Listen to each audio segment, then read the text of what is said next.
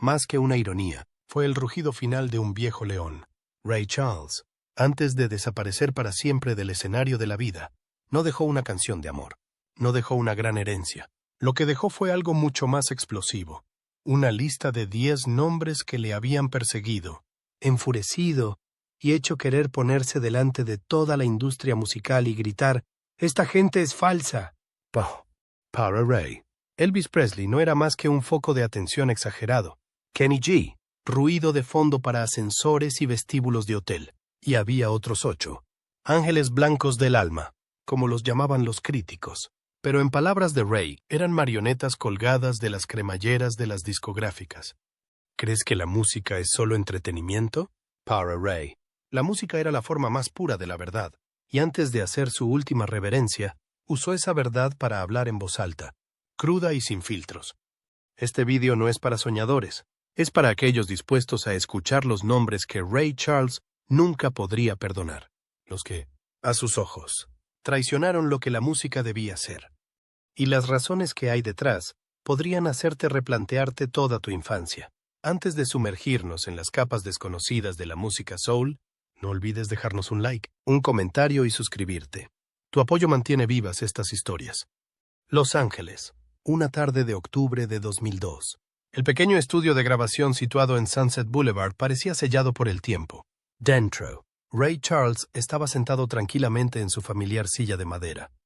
Tenía los ojos cerrados como de costumbre, pero esta vez para mantener el silencio, no para sentir la música. Una cámara se colocó ante él. Su luz roja brillaba, y entonces se planteó la pregunta. Simple. ¿Ligero? Pero como una piedra que pesa cientos de kilos. ¿Qué piensas de Elvis Presley? No hubo risas, ni las habituales bromas. Solo un lento movimiento de cabeza y una respuesta casi susurrada. Pero profundamente pesado.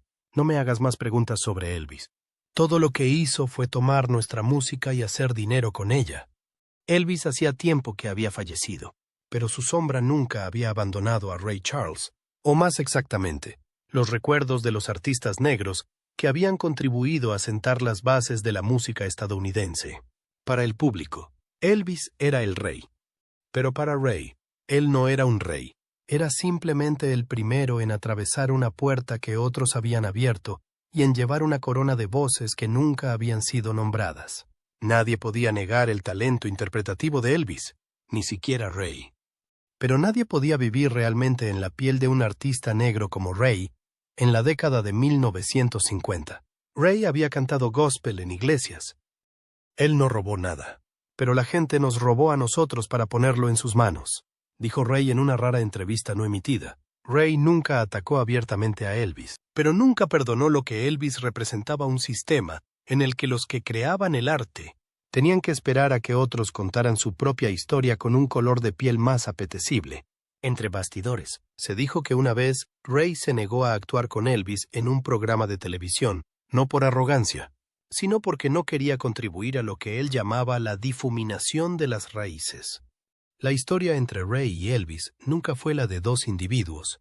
Era un conflicto persistente entre el reconocimiento y la negación, entre el creador y el representante, entre melodías sofocadas e imitaciones celebradas. Para Ray, Elvis no tenía que hacer nada malo para convertirse en el primer nombre de su imperdonable lista. Solo necesitaba existir en el lugar adecuado, en el momento adecuado y con el color de piel adecuado. La pregunta ética para el público sigue siendo: ¿es justo cuando una voz es llamada revolucionaria, simplemente porque no viene de un lugar considerado rebelde? Ray nunca llamó a esta persona por su nombre directamente. Solo utilizó la frase, ese chico blanco cantando de nuevo. Cada vez que oía esa voz en la radio, esa voz suave, educada, impeccable, sin emoción, Ray apagaba la radio, el silencio, como si ese mismo silencio fuera un mensaje, una acusación tácita. Para Ray, Pat Boone no era un ladrón, pero sí el mayor interrogante sobre la equidad en la música estadounidense. ¿Por qué? Con la misma melodía, la misma canción, ¿solo se consideraba música cuando se desprendía de sus orígenes negros? En los años 50, Ray seguía tocando el piano por encargo en bares del sur. Al mismo tiempo, Boone aparecía en televisión con un traje blanco, una sonrisa agradable, e interpretando baladas que Ray había oído a sus hermanos y hermanas de la comunidad, Tutti Frutti, Ain't That a Shame, Long Tall Sally.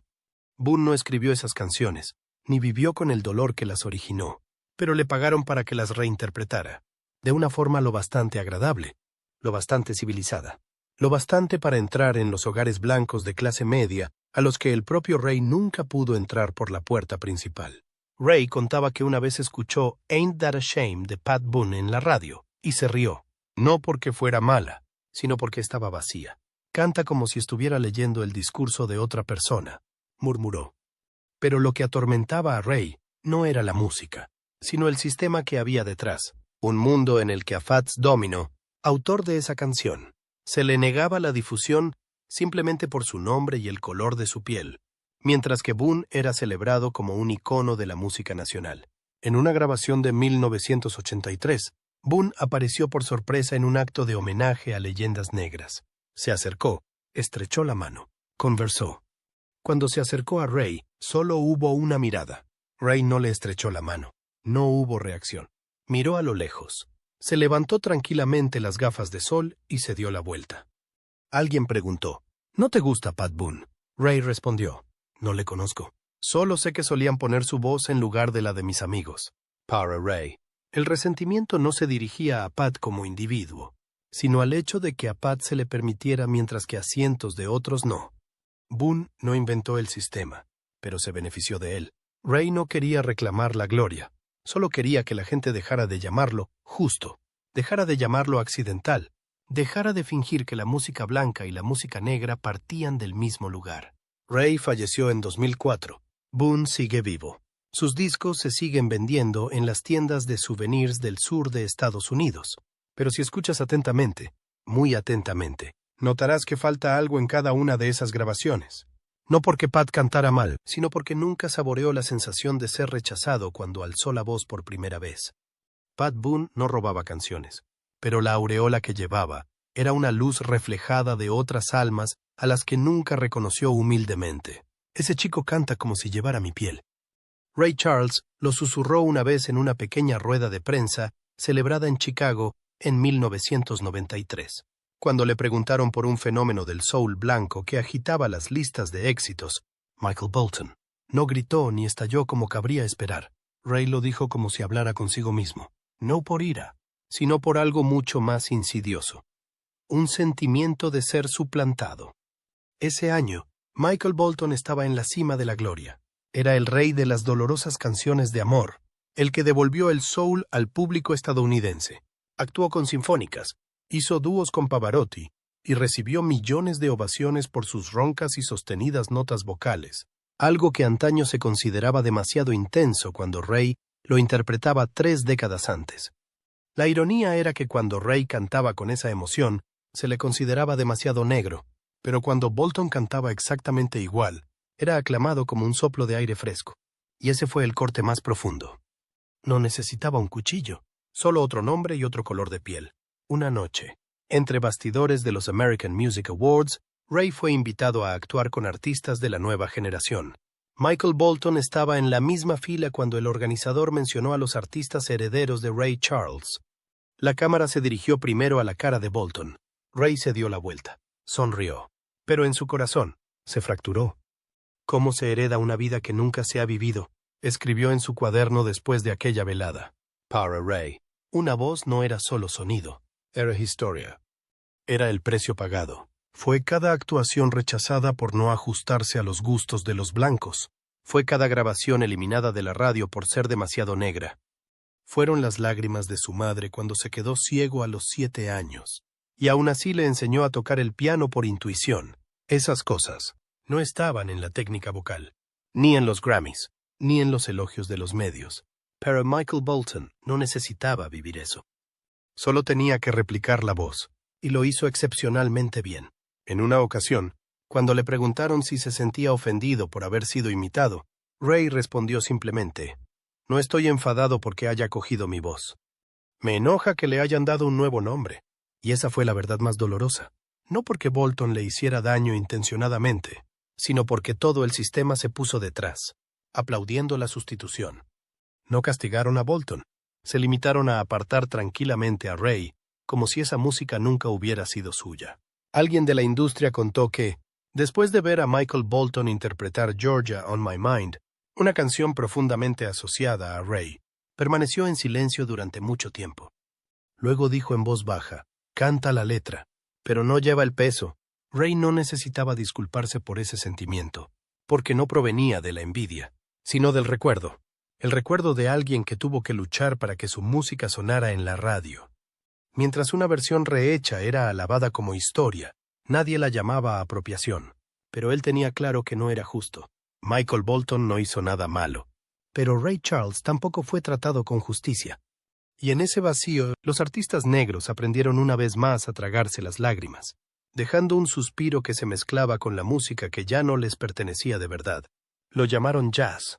Ray lo llamó traición. No todas las rebeliones estallan. Algunas simplemente arden como brasas, en silencio, en los corazones de artistas que una vez creyeron que la música era sagrada. Ray Charles era uno de ellos, y para él, Kenny G era el rebelde silencioso de una revolución descarriada, en una fiesta celebrada en 1999 en Nueva York, en la que se reunían leyendas del jazz y el soul. Ray fue invitado a pronunciar unas palabras. Se apoyó en su bastón, con los ojos ocultos tras sus conocidas gafas oscuras, sonriendo débilmente como de costumbre, y luego pronunció una frase que silenció todas las mesas. Si Charlie Parker volviera a la vida y escuchara hoy la radio, tiraría su trompa al río. Alguien soltó una risita. Ray no lo hizo. Cuando los periodistas le preguntaron por esa afirmación unas semanas después, respondió que el jazz no es algo que sirva de música de fondo para cenas de hotel. El jazz es algo que hace que la gente se levante de sus asientos y viva. Nunca daba nombres directamente, pero todo el mundo sabía que Kenny G era el nombre detrás de las notas consideradas demasiado bellas para ser reales. Con su larga melena y su suave y sedoso sonido de saxofón, Kenny llevó el jazz a las salas de estar de millones de estadounidenses, pero era una versión del jazz que había sido destilada, suavizada, despojada de su filo. Para Ray, eso no era innovación, era rendición. Y lo que más le enfurecía era que nadie se diera cuenta. Una vez le dijo a un amigo íntimo, un viejo batería de sus días en el club de Nueva Orleans, que él no rompe ninguna regla, solo lo hace todo más fácil. Y eso era lo que más le dolía a Ray, porque lo sabía. Una generación de jóvenes espectadores estaba creciendo pensando que el jazz era suave, sin retos, que no requería reflexión. Nunca conocerían la inquietante soledad de Miles Davis. No sentirían el espíritu caótico y salvaje que Thelonious Monk vertía en cada tecla. Ya no verían las versiones imperfectas, sin pulir, pero llenas de alma. Kenny G nunca ofendió a Ray. Nunca habló mal de él. Nunca compitió. Pero quizá, precisamente por su absoluta inofensividad, se convirtió en el símbolo de una profunda decepción. En una entrevista tardía, casi al final de su vida, le preguntaron a Ray qué pensaba del futuro del jazz, a lo que respondió sin vacilar, mientras no se adormezca. Y cuando le preguntaron si escuchaba la música de Kenny G, Ray sonrió, como si estuviera escuchando un chiste. La pongo cuando quiero olvidar quién soy. No porque Kenny G no sea hábil, no porque no sea famoso, sino porque a los ojos de Ray, un hombre que había perdido su infancia, aprendiendo a escuchar el mundo con la música de sus oídos, no podía ser demasiado perfecto. Tenía que tener arañazos, cicatrices. Tenía que ser arenosa, desordenada, incluso equivocada, porque los humanos también lo somos. Y si una pieza musical hace que el oyente se sienta demasiado cómodo, quizá no sea jazz, al menos, no el tipo de jazz por el que Ray Charles se desangró. Hay voces que nos hacen contener la respiración, pero no nos hacen volver a vivir. Ray creyó una vez que no todos debían llamarse artistas del soul, no porque carecieran de técnica, ritmo o notas altas, sino porque carecían de algo más difícil de medir, la verdadera vida. El tipo de cosa que hace que un pasaje vocal te duela el corazón sin motivo concreto. Y para él, Teena Marie, aunque llamada Lady T y querida por la propia comunidad negra, nunca cruzó ese delicado límite. Tina tenía todos los elementos para ser considerada una reina blanca del soul. Estilo, calidad vocal, el reconocimiento de Rick James y la Motown, incluso el afecto de un público que a menudo desconfiaba de los forasteros. Pero a Ray le faltaba algo, no evidence, pero innegable.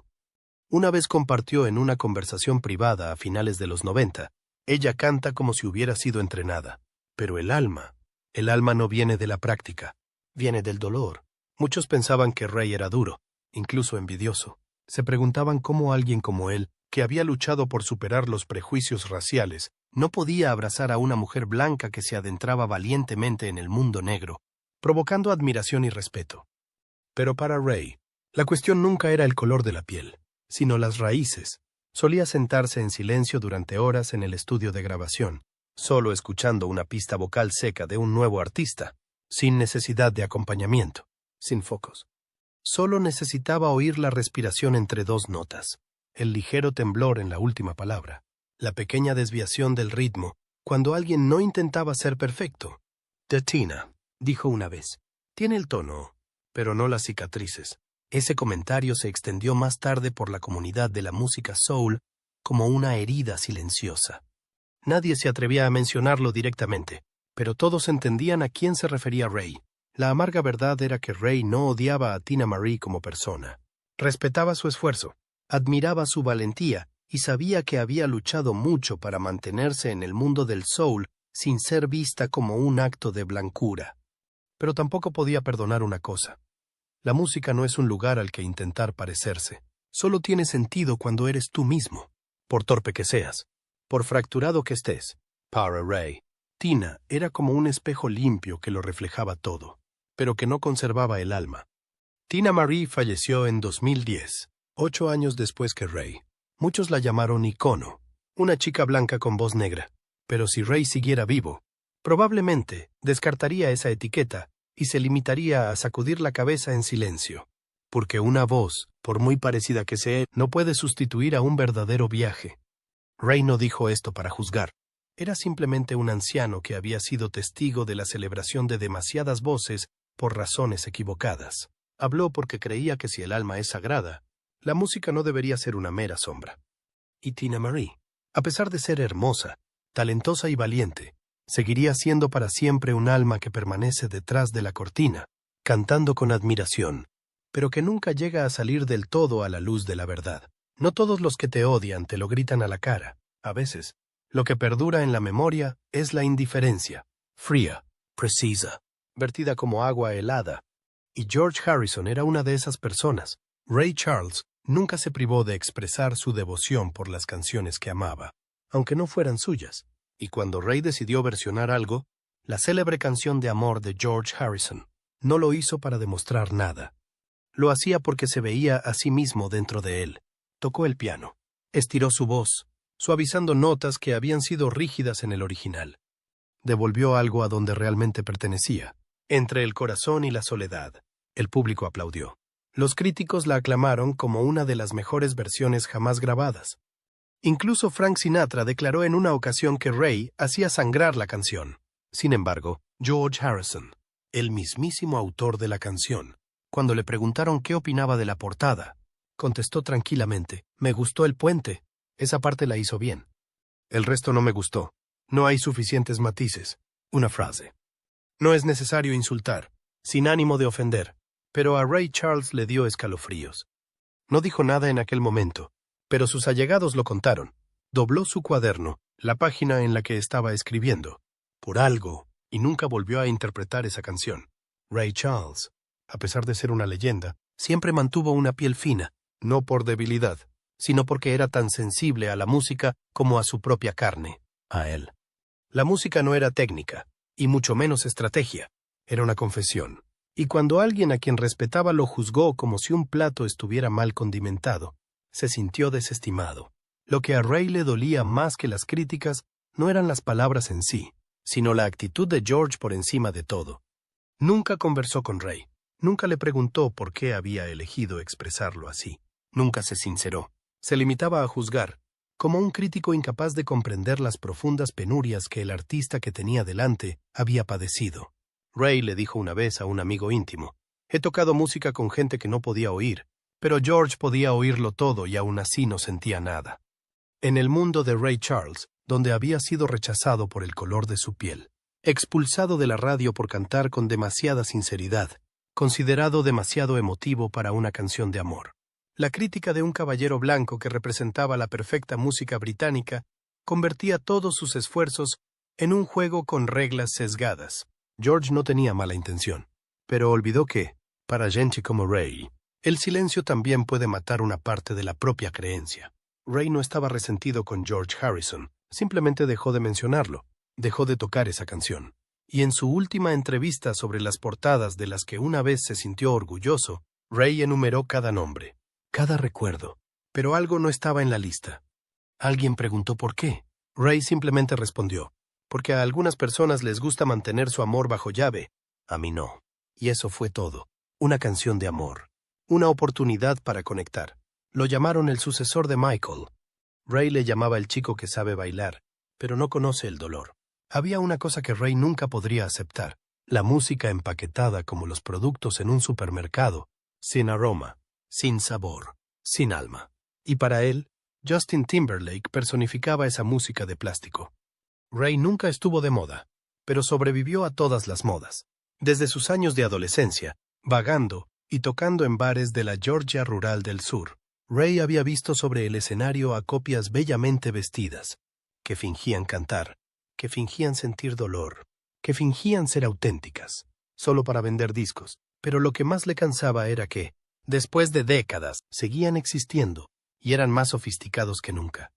En 2002, Ray estaba en un estudio de Los Ángeles cuando un joven empleado de la discográfica puso Crimea River, el primer single en solitario de Justin Timberlake. La persona quería su opinión. Ray no dijo nada. Asintió cortésmente al compás y luego apagó la música en silencio. No está mal, dijo, pero tampoco está vivo. El joven se quedó perplejo. ¿Ves algo de sangre ahí? ¿Oyes humo de cigarrillo en su voz? ¿Ves un corazón roto en alguna parte? Se rió entre dientes, pensando que Ray estaba bromeando, pero no era así. Ray le dijo una vez a un viejo amigo que la música no es algo que haces para el mundo del espectáculo. La música es algo que tocas cuando el mundo entero no te está escuchando. Y para él, Justin Timberlake era la estrella de un mundo que escuchaba, pero no oía nada. Una imagen meticulosamente elaborada. Guapo, de buen gusto, fácil de digerir, pero carente de lo único que Ray creía que no podía enseñarse: el dolor. No le disgustaba Justin porque cantara mal. Al contrario, reconocía que la voz tenía una estructura estándar, una técnica afilada, pero era como comer un plato perfectamente medido sin sabor. Lo llamó una ilusión producida desde el departamento de marketing, no desde el estudio de grabación. Justin nunca reaccionó. Quizá porque nunca oyó a Ray decirlo. Quizá porque nadie se atrevió a retransmitirlo. Pero todos sabían que Ray no se guardaba esas palabras para sí mismo. En una breve entrevista concedida a una emisora local de Chicago, cuando le preguntaron ¿qué ven los jóvenes artistas de hoy?, Ray sonrió débilmente. Veo muchas luces, poca iluminación. Lo que hace que esta parte sea dolorosa no es el odio, sino la forma en que una generación anterior se vio desaparecer lentamente, no porque no fueran hábiles, sino porque eran demasiado auténticos. Ray pertenecía a una época en la que la música surgía de vientres hambrientos, de la pérdida, de la oscuridad. Justin, sin embargo, surgió de los focos del club de Mickey Mouse. En última instancia, Ray no estaba resentido con Justin Timberlake como persona. Simplemente no podía perdonar a las fuerzas que habían construido un maniquí cantante sin alma para respirar. No está equivocado, solo que no es real. Eso fue todo lo que dijo antes de retirarse de aquella sesión de grabación, y nunca volvió a escuchar esa canción. Ray no la escuchó por primera vez en el escenario, sino a través de un viejo televisor en el estudio. Christina Aguilera, que entonces aún no había cumplido los 20, sostenía una nota tan alta que parecía que se le iba a romper la garganta. El público aplaudió. La cámara hizo zoom y Ray suspiró. No porque su voz fuera mala, al contrario, su voz era demasiado buena, demasiado técnica, demasiado forzada. Más tarde, durante un ensayo conjunto antes de un programa de televisión, Ray tuvo la oportunidad de conocer a Aguilera. Se acercó a él con los ojos brillantes, como si aún no pudiera creerse que estuviera al lado de una leyenda viva. Le preguntó qué le parecía su forma de cantar. Ray solo sonrió, una sonrisa que no podía ocultar su cansancio. «Tienes gaitas, chica, pero ¿qué intentas decir realmente con ellas?» No era un cumplido. Era una pregunta que se había hecho cientos de veces a lo largo de su vida. ¿Qué estoy diciendo de verdad? ¿A quién le estoy hablando? ¿O solo estoy demostrando que sé hablar? A Ray. La voz no debía ser una actuación. Tenía que ser un desahogo, Una auténtica revelación tan profunda que tuvieras que sentarte exhausto después de cantar. No porque te esforzaras por conseguir una nota alta, sino porque tu corazón acababa de quedar al descubierto ante desconocidos. Una vez, le dijo a un amigo después de aquella sesión: canta como si estuviera en un tribunal, intentando convencer al jurado de que ha pasado por un infierno. Ese comentario circuló más tarde como una de las ironías más contundentes que Ray haya dirigido jamás a un joven artista. Christina no estaba exenta de penas. Había crecido en una familia tumultuosa. Compartir mucho sobre su infancia duele, pero Ray creía que el verdadero dolor no necesita gritarse para ser escuchado, solo necesita un susurro en el momento adecuado, y eso fue lo que no encontró en Aguilera. No vio la tranquilidad, no vio las pausas, no vio la ruptura del silencio. Solo vio notas altas y a una chica que usaba todo lo que tenía para demostrar algo que ni ella misma creía. Su nombre fue mencionado más tarde junto a nuevas divas. La gente la llamaba la Whitney de la próxima generación. Pero para Ray, ese era precisamente el problema. La carrera de Aguilera se construyó sobre los modelos de otros, no sobre sus propias heridas genuinas. A Ray nunca le desagradó Aguilera como persona, pero le entristecía. Le entristecía que los jóvenes artistas pensaran que el público necesitaba perfección. Le entristecía que las notas altas se convirtieran en el estándar de la emoción. Y lo más triste era que creían que el esfuerzo era auténtico. Si tienes que mostrar al mundo que te duele, quizá no te duela lo suficiente. Ray Charles no era solo un gran cantante.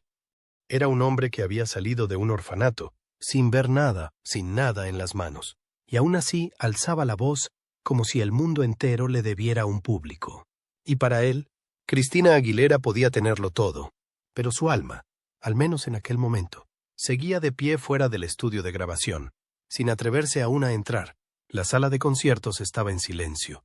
Cortinas de terciopelo rojo, una corriente de aire frío, del aire acondicionado, llevaba un olor extraño, una fragancia sin nombre, pero que recordaba a la sala de espera de un dentista. Así describía Ray Charles la música de Barry Manilow: limpia, pulida, sin una sola mancha y, por tanto, increíble. Ray escuchó una vez una canción de Barry Manilow en la radio una mañana en Atlanta. El café que tenía en la mano ni siquiera se había enfriado, y aquella voz dulce, precisa, que golpeaba cada nota a la perfección, sonaba como si hubiera salido de un estudio de grabación estéril. No estaba mal, pero tampoco estaba viva. Suena como alguien envuelto en plástico, le dijo Ray a un compañero de banda. Lo tocas, se desliza, pero no puedes sentir nada. No es que a Ray le disgustara Barry Manilow como persona, en su profesión. Nunca atacó personalmente a nadie, pero reaccionaba intensamente ante cualquier música diseñada para que el oyente no sintiera nada en absoluto. Para él, ese era el mayor insulto, no al público, sino al espíritu mismo de la música negra con la que había crecido. Ray contaba que cuando perdió la vista de niño, la música era lo único que le decía que el mundo aún respiraba. Una vieja armónica de una tienda de segunda mano nunca tocaba una nota perfecta, pero para Ray era más verdadera que millones de discos, porque no podía ocultar sus defectos, y eso era precisamente lo que no soportaba de Barry Manilow. Cada canción era como una hermosa y fragante concha construida a partir de una fórmula, no de una herida. Él la llamaba música de salón, un sonido tan pulido que se le despojaba del alma. Una vez, un productor preguntó a Ray si quería hacer un dúo con Barry. La idea era un encuentro histórico entre dos iconos. Ray se limitó a negar con la cabeza. No es lo suficientemente sucio para mí. Esa afirmación no se refería a la apariencia. Se trataba de la experiencia vivida, de la crudeza de la realidad, de la sangre en la trompa, del sudor en las teclas del piano, cosas ausentes en una grabación estéril. Ray no exigía que los artistas sufrieran, pero sí que estuvieran tan auténticamente vivos que no pudieran ocultar las imperfecciones de su sonido y de sus ojos. Barry Manilow cantaba como si anunciara un perfume seductor, suave, sin dejar ninguna esencia genuina. En su último cuaderno, Ray escribió una vez: algunas personas venden álbumes, otras venden verdades y otras simplemente venden lustre. Barry Manilow pertenecía a la última categoría. Para Ray, eso no era un crimen, pero era razón suficiente para que no pulsara el play una segunda vez. Hubo un dolor que Ray Charles nunca olvidó, no porque fuera fuerte, sino porque procedía del lugar que una vez creyó más seguro, la iglesia. De niño, cada vez que el órgano retumbaba en la pequeña iglesia de Greenville, el joven Ray, entonces parcialmente ciego, tocaba el cuerpo del instrumento como si agarrara la luz. Hacia él, la música gospel no era un género, sino el aliento mismo. Era lo único que le conectaba con Dios en un mundo en el que su color de piel, su pobreza y su discapacidad le dejaban de lado. Por eso, cuando Billy Graham, un ministro muy respetado, afirmó que la música de Ray se alejaba demasiado del espíritu de la iglesia, no solo estaba expresando una opinión sobre un género, sino cuestionando sin querer la profunda presencia de un alma que cantaba lo que creía. Eso fue en 1965. Billy Graham estaba en su apogeo en un sermón en una convención bautista del sur. Afirmó: «La iglesia no es un club nocturno. La música sagrada pertenece a Dios, no al patio de recreo del diablo». No mencionó nombres, pero no le hizo falta. Los medios de comunicación, los líderes conservadores y un sinfín de personas que habían escuchado I Got a Woman, la canción que marcó la fusión del gospel y el rhythm and blues, comprendieron inmediatamente a quién se refería. Ray no tomó represalias, no refutó públicamente, no dio una rueda de prensa, pero sus allegados contaron que se sentó solo en el estudio, con las manos en las teclas del piano, durante casi una hora sin tocar una sola nota. Para Ray, ese insulto no procedía de un cantante o músico, sino de alguien que presumía de hablar en nombre de Dios, y eso le hirió más profundamente que cualquier crítica musical. Una vez le confió a Quincy Jones: «Si ese hombre alguna vez tuviera que mendigar la cena con un piano, sabría que la música no va de géneros, va de hambre del alma». Ray nunca consideró que la música fuera blanca o negra, sagrada o profana, correcta o incorrecta. Para él, cada nota era una plegaria y, a veces, esa plegaria se cantaba en un bar, no en una iglesia. Después de ese incidente, Ray empezó a hacer algo diferente. Incorporó el gospel a todos los géneros musicales que tocó, desde el country al jazz, desde las baladas al funk, no para desafiar a Dios, sino para afirmar una simple verdad: el alma no tiene fronteras. En lugar de enfadarse, Ray optó por tocar música como si nunca le hubieran hecho daño, pero sus amigos contaban que, cada vez que cantaba canciones como Come Back Baby o That Lucky Old Son, sus ojos ya no se cerraban simplemente por su visión, sino para ocultar profundidades tácitas. Ray no odiaba a Billy Graham como se odia a un rival. Le odiaba por una razón más profunda, porque se atrevió a interponerse entre él y Dios y declarar que no le estaba permitido cantar en la oración.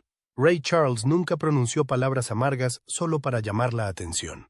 Cada nombre que mencionaba, cada suspiro que contenía entre bastidores, cada uno era para él un fragmento de memoria, un corte en el largo viaje entre la música y la verdad. Odiar no significaba derribar, era un acto de desafío contra la pretensión, contra la música sin alma, contra los que tomaban prestada la gloria, pero nunca habían vivido lo suficiente para cantar con autenticidad.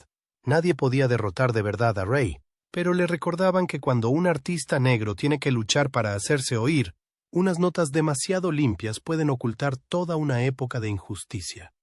Y quizá en las profundidades de su soledad, Ray no odiaba a nadie en absoluto. Simplemente no podía perdonar el olvido. Si crees que lo que sufrió Ray sigue siendo relevante para el mundo de hoy, dale a me gusta.